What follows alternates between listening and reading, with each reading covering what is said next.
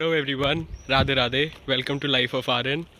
आज मैंने बहुत दिनों के बाद दोबारा व्लॉगिंग स्टार्ट करी है। काफ़ी गैप हो गया, मतलब 6-7 दिन का, क्योंकि मेरी तबीयत काफ़ी ज़्यादा ख़राब चल रही थी। अभी भी मतलब मैं रिकवरी कर रहा हूँ, क्योंकि मुझे मेजर गले में प्रॉब्लम हो गई थी, टॉन्सिल्स वगैरह हो गए थे काफ़ी ज़्यादा टॉन्सिल्स की वजह से। क्योंकि मुझे ये प्रॉब्लम है, जब भी मुझे गले में टॉन्सिल्स होते हैं ना, मुझे डायरेक्टली बुखार आ जाता है। और फिर उसके बाद वो तबीयत गिरती चली गई। फिर कफ़ हो गया, ज़ुकाम इतना ज़्यादा बढ़ गया। अभी मुझे कफ़ की बहुत प्रॉब्लम चल रही है। तो आज मैं बहुत दिनों के बाद बाहर निकला हूँ। मैं मतलब जा रहा था बाहर, इवेंचुअली काम तो ढूंढना पड़ रहा था, ऑब्वियसली ढूंढना ही है। बट मैं शूट नहीं कर रहा था, क्योंकि बिल्कुल भी हिम्मत नहीं हो रही थी। क्योंकि एक तो मैं इतनी फ्रीक्वेंटली खांसी आ रही है और बहुत ज़्यादा ज़ुकाम है, तो मैं बिल्कुल भी शूट नहीं कर पा रहा था। तो इसलिए मैंने शूट ज़्यादा किया नहीं। अभी आपको पता लगेगा कि हाँ, काफ़ी ज़्यादा प्रॉब्लम चल रही है। ये ब्लॉग थोड़ा सा लंबा चलेगा, क्योंकि ऑब्वियसली कंटिन्यूशन ऑफ 2-3 दिन होगा ये। क्योंकि मेरे अभी तो आज तो 30 जून है, मैं रात को व्लॉग स्टार्ट कर रहा हूँ। मतलब आपको शाम दिख रही होगी ऑब्वियसली, बट 9 बज चुके हैं। 9 बजे से मैं ब्लॉग स्टार्ट कर रहा हूँ, तो ऑब्वियसली आज तो कुछ मेजर ज़्यादा होगा नहीं। अभी मैं रिवर साइड आया हूँ थोड़ी देर के लिए। बहुत ये टाइम होता है सनसेट का, तो बहुत ब्यूटीफुल रहता है, तो इसलिए मैं थोड़ी देर के लिए यहाँ पे आया हूँ। अभी आपको जॉब स्टेटस बताता हूँ। मैंने बताया, जैसे कि पिछले व्लॉग में बोला था, कि मैं नेक्स्ट व्लॉग में अपना कॉलेज का नाम, सारी चीज़ें डिस्कस करूँगा।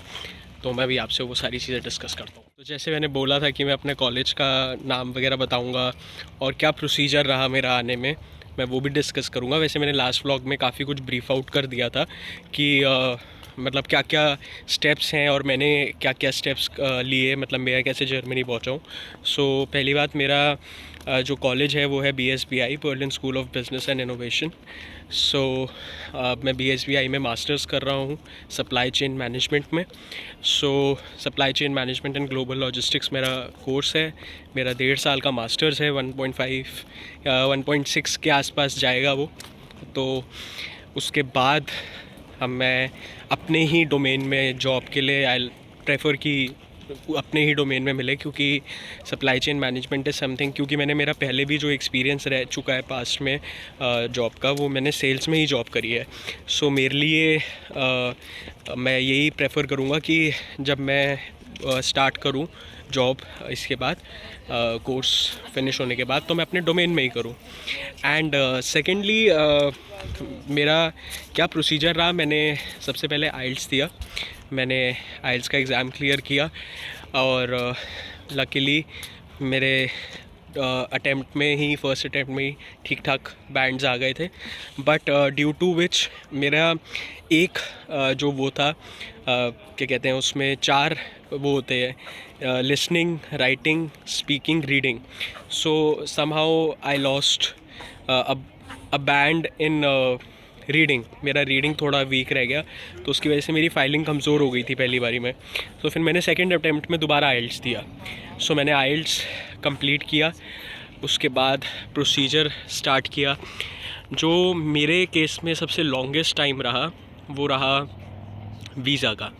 क्योंकि वीज़ा, जैसे कि मैं आपको बता रहा था कि मेरा जो लॉन्गेस्ट प्रोसीजर में, जो सबसे ज़्यादा लॉन्गेस्ट टाइम टेकिंग प्रोसीजर था, वो था वीज़ा।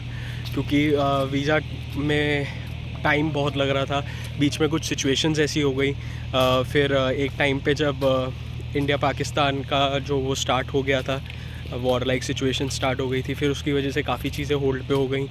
फिर थोड़ा टाइम लग गया, क्योंकि मेरे पेपर्स लेट मैंने सबमिट करे थे, तो उनको वो जब तक पूरे वेरीफाई नहीं हो जाते, पूरे रिव्यू नहीं हो जाते, वो आते, मतलब तब तक आपको रिस्पांस नहीं आता है। मुझे अपॉइंटमेंट बहुत जल्दी मिल गई थी मतलब मैंने सुबह पेपर डाले और शाम को मुझे अपॉइंटमेंट मिल गई, अपॉइंटमेंट खुली भी मिल गई। तो मेरे लिए एक बहुत बहुत अच्छी चीज़ रही कि मुझे अपॉइंटमेंट मिल गई थी। उसके बाद अराउंड 28 डेज़ बाद मेरा वीज़ा आया। बट हाँ, मास्टर्स के केस में यहाँ पे ये था कि वीज़ा रिजेक्शन का जो वो होता है, पॉसिबिलिटी होती है, वो थोड़ी कम होती है मास्टर्स में। क्योंकि मास्टर्स इज़ समथिंग, आपका ऑलरेडी बैचलर्स का एक बैकग्राउंड होता है, आप बैचलर्स कर चुके हो, उसमें आपकी एक हिस्ट्री है तो होता है। एंड देन मेरे पास एक्सपीरियंस भी था, ये मेरे पास एक प्लस पॉइंट था। सो जो भी लोग मास्टर्स के लिए तैयारी कर रहे हैं, सो आप अपना एक्सपीरियंस पहले 1 साल गेन कर लो, 1 साल जॉब कर लो, अगर आपके जो भी आपका कोर्स है। क्योंकि जब मेरे जो काउंसलर थे उन्होंने मुझे यही रेफ़र किया था कि पहले आप जॉब कर लो, क्योंकि अगर आपकी फ़ाइल में एक्सपीरियंस का एस्पेक्ट हम जोड़ेंगे so it would be a plus point for you. और मैं जब कैंपस इंटरव्यूज़ में ही बैठूँगा सो वहाँ पे भी मेरे रिज्यूमे में there is a 1 year experience, right. So वो चीज़ कहीं ना कहीं मुझे लगता है वो बेनिफिट देगी, वो आगे ही पता चलेगा। सो ये चीज़ें थी।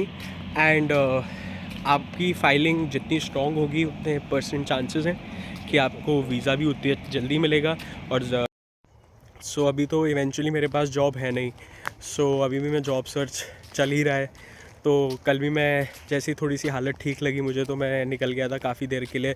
थोड़ा पता चलता है जितना आप बाहर निकलो आपको उतना पता चलता है, घर पे आप कितने घंटे बैठे रहो कोई फ़ायदा नहीं है। आज मैं सुबह से घर पे ही था, आज मेरी सुबह से तबीयत काफ़ी ख़राब थी, शाम तक इनफैक्ट तबीयत ठीक नहीं लग रही थी मुझे, मैं रेस्ट ही कर रहा था। फिर मतलब पूरा दिन यार यहाँ पे काफ़ी ज़्यादा बोरियत हो जाती है। और इस समय बर्लिन में गर्मियाँ चल रही हैं, तो यहाँ पे तो गर्मियों के दिन तो और ज़्यादा भयंकर है। मतलब इंडिया में तो फिर भी आप ये होता है ना, अपने शहर में होता है आप निकल जाते हो 10 जगह, यहाँ पे आप तो धूप इतनी भयंकर पड़ती है यहाँ पे। और दूसरी चीज़ है मतलब आप नई जगहों पे आप अकेले कैसे जाओगे, वही चीज़ है। मैं काफ़ी जगहें जा चुका हूँ जहाँ पे कैफ़ेज़ हैं, रेस्टोरेंट्स हैं, पता करने में गया भी हूँ, अकेले घूमा भी हूँ। बट आज मेरी बिल्कुल हिम्मत नहीं थी, मैं आज निकला भी नहीं। तो आज मेरे लिए दिन काटना बहुत मुश्किल था। अभी मैंने फिर शाम को डिसाइड किया मैं आज निकलूँगा, आज मैं व्लॉग करूँगा जैसे भी हालत में। मैं एक्चुअली मेरी आवाज़ भी बहुत भारी लग रही होगी क्योंकि अभी भी गले में पूरी तरीके से रिकवरी नहीं हुई है। तो मैंने कहा नहीं, मैं आज ट्राई करूँगा।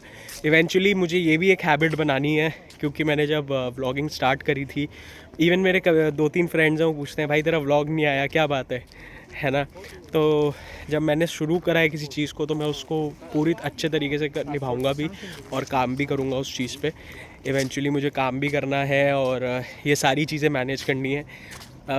एडिटिंग जब मैं करने बैठता हूँ मुझे 1.5-2 घंटे लग जाते हैं क्योंकि सारे शॉट्स को एक साथ असेंबल करना, ये सारी चीज़ें करना, ठीक है सारा टाइम निकल रहा है। और अभी इनिशियली अभी तो यूट्यूब पे मेरे 50 सब्सक्राइबर्स हो चुके हैं, मैं इसको एक अचीवमेंट ही मान रहा हूँ, ठीक है। कंटिन्यूशन है कल के व्लॉग का, तो मैंने कल भी ज़्यादा शूट नहीं करा था, कल भी मैंने रात को ही व्लॉग स्टार्ट करा था। सो अभी भी 9 बज गए हैं, 9 बजे मैं स्टार्ट कर रहा हूँ। एक्चुअली 2 दिन से हालत में सोचता हूँ रात को मैं दवाई लेके सोता हूँ, मैं सोचता हूँ तबीयत ठीक होगी, बट तबीयत और ही ख़राब होती जा रही है। मतलब जो कफ़ की प्रॉब्लम है मुझे, कोल्ड एंड कफ़ की, वो काफ़ी बढ़ गई है। 2 में मेडिसिन्स भी ले रहा हूँ, मैं डोज़ बनवा के लाया था इंडिया से, वो डोज़ भी मैं प्रॉपरली ले रहा हूँ पर वो असर नहीं कर रहा है। पता नहीं क्यों, यहाँ के पानी की वजह से हो रहा है ऐसा, या प्रॉपर जो खाना पीना है वो नहीं हो पा रहा है, तो शायद उस वजह से भी ये चीज़ हो सकती है। सो अभी तो तबीयत का स्टेटस ख़राब ही है, पूरा दिन ड्राउजीनेस रहती है क्योंकि मेडिसिन्स हैवी हैं ऑब्वियसली। तो आज भी कुछ नहीं हो पाया, कल भी मैं कहीं नहीं जा पाया।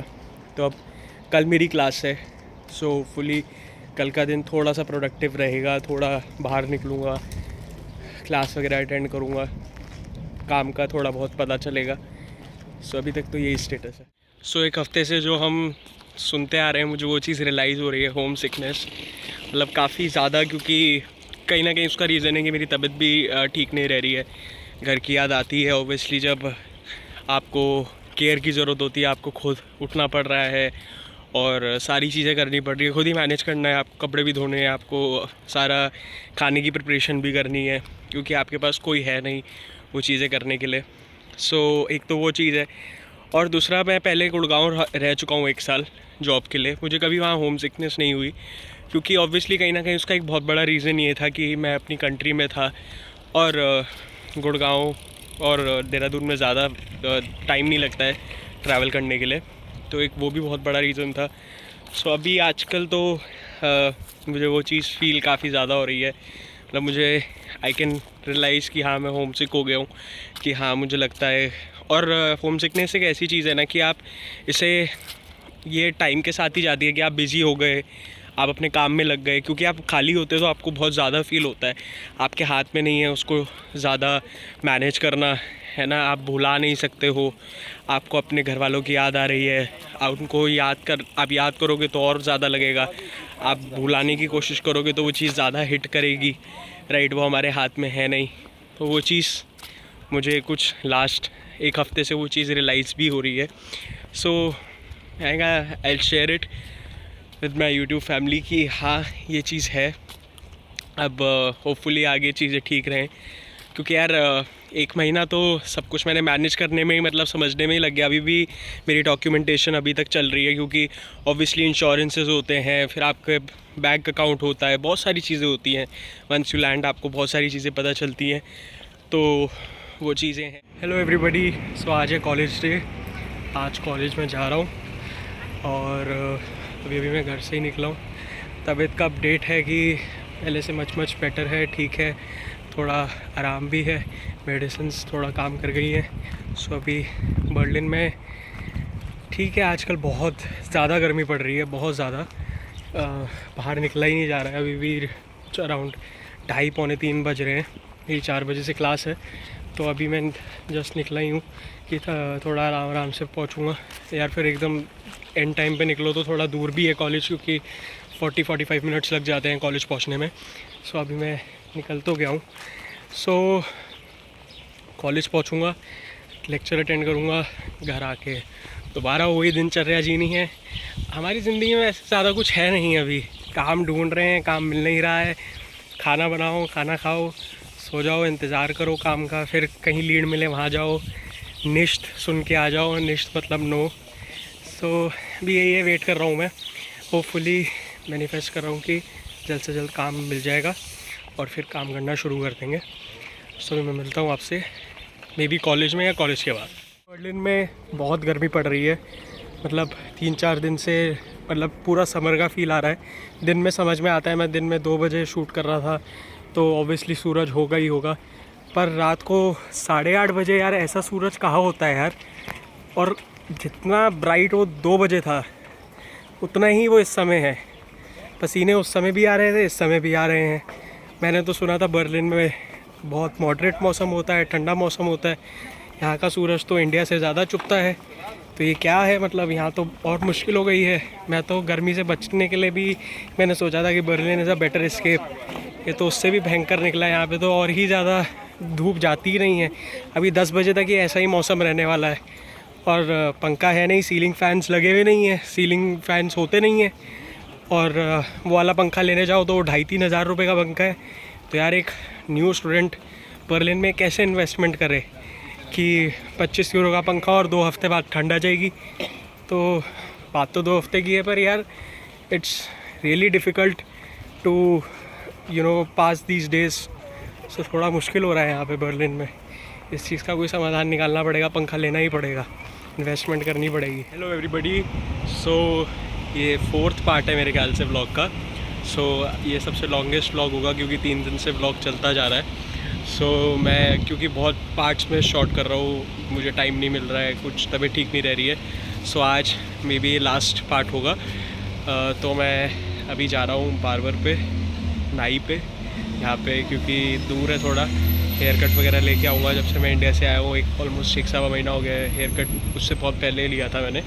सो आज जाना ज़रूरी है। यहाँ पे वैसे यूजुअली हेयर कट्स महंगे हैं यार, 20 यूरो 15 यूरो का, मतलब कहीं ना कहीं बीच में आके रुकता है प्राइस, तो ऑलमोस्ट 2,000 रुपये मेरे अंदर अभी भी वो, क्योंकि मुझे अभी थोड़ा कम ही टाइम हुआ है आए हुए, तो मेरे अंदर डायरेक्ट कैलकुलेशन इंडिया वाली चलती है।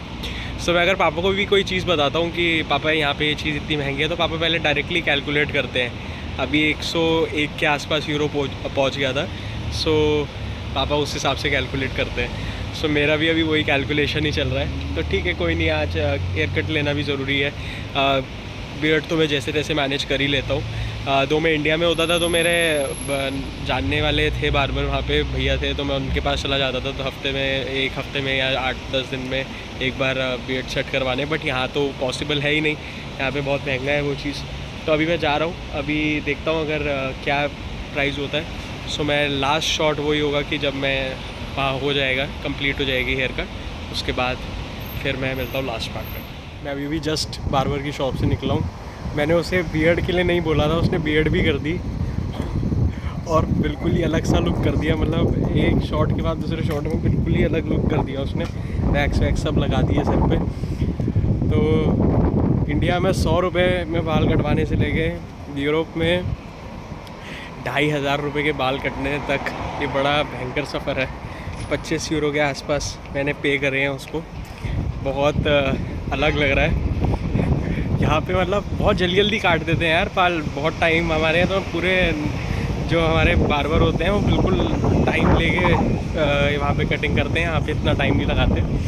तो हो गया, मतलब मेरे लिए थोड़ा मुश्किल हो रहा था उसे बताना कि मैं कैसा हेयर कट एक्सपेक्ट कर रहा हूँ, बट ठीक है उसने समझ भी दिया और जैसे मैं चाह रहा था वैसे बाल काट भी दिए। ठीक है, अच्छा है। अब मैं घर जा रहा हूँ। काफ़ी बुरा लग रहा है यार मतलब मुझे बार बार ये दिमाग में आ रहा है कि मैंने 20-25 यूरो की कटिंग करवा ली है। कितना कुछ आ जाता 20-25 यूरो में। तो बट ठीक है, ये तो करना था, ये भी खर्चा ज़रूरी था, बहुत बढ़ गए थे बाल। सो अब मैं यहाँ पे ब्लॉग एंड करता हूँ। अब मैं घर जाऊँगा, घर जाके वही दिनचर्या जीनी है। तो अब मैं ब्लॉग यहाँ पे एंड करता हूँ। So do like, share, comment and subscribe to life of Aryan and please subscribe to the channel. See you soon. Radhe Radhe.